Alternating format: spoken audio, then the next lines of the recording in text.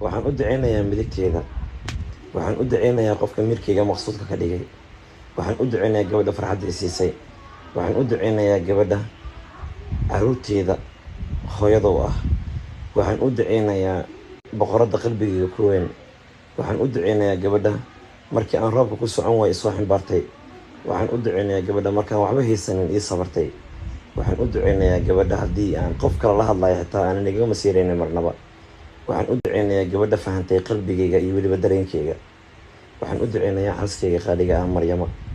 aad baan kuu jeclahay macaanay, la-aantaada abaar, haddii adiga aadan jirin aniga ma jiro. jiritaankeyga sax wuxuu dhaqan karaa markaad adiga ii dhowdahay, adiga dhiibta midigtaada.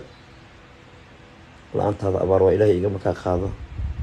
aad baan kuu jeclahay manha hooyadeeday, ilaahay ii kaa dhaafa macaanay. adinkana aamin ii dhaha. qof kastoo haysta nolol wanaagsan waxaan ugu duceynayaa ilaahay in noloshiisa